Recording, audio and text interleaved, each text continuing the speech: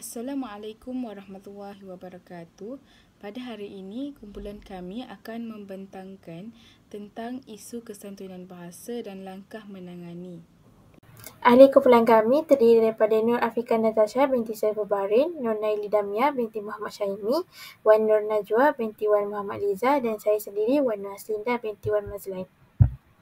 Jadi isu kesantunan bahasa yang terdapat di sekolah ialah yang pertama penggunaan bahasa kasar, yang kedua penggunaan bahasa rojak dan selanga, yang ketiga kegagalan menyesuaikan bahasa dengan situasi dan yang keempat kurang pengetahuan tentang etika komunikasi antara budaya.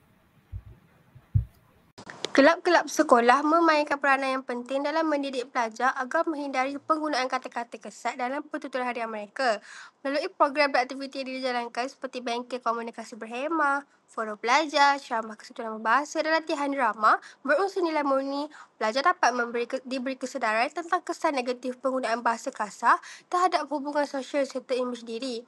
Di samping itu, kelab seperti kelab bahasa Melayu atau kelab bimbingan dan kaunseling juga dapat jalankan kempen anti kata-kata kesat yang bertujuan untuk memupuk budaya hormat menghormati dan toleransi dalam kalangan pelajar.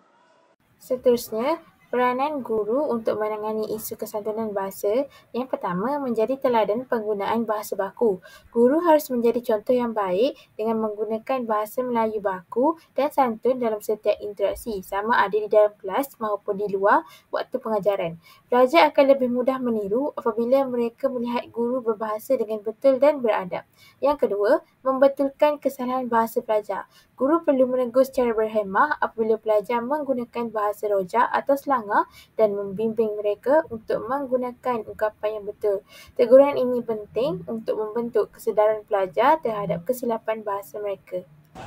Seterusnya, pihak sekolah perlu mengadakan aktiviti kokurikulum dan unit beruniform. Aktiviti luar bilik darjah seperti debat, drama dan kelab bahasa perlu menekankan penggunaan bahasa yang sopan. Hal ini dapat memberi peluang kepada murid untuk mempraktikkan adab berbahasa dalam pelbagai situasi. Langkah yang keempat iaitu penganjuran kempen kesedaran bahasa. Pihak sekolah boleh mengadakan kempen seperti Budi Bahasa Budaya Kita di sekolah. Kempen ini boleh dijalankan melalui ceramah, poster, video pendek dan pertandingan kreatif. Sekian sahaja daripada kumpulan kami. Sekian, terima kasih.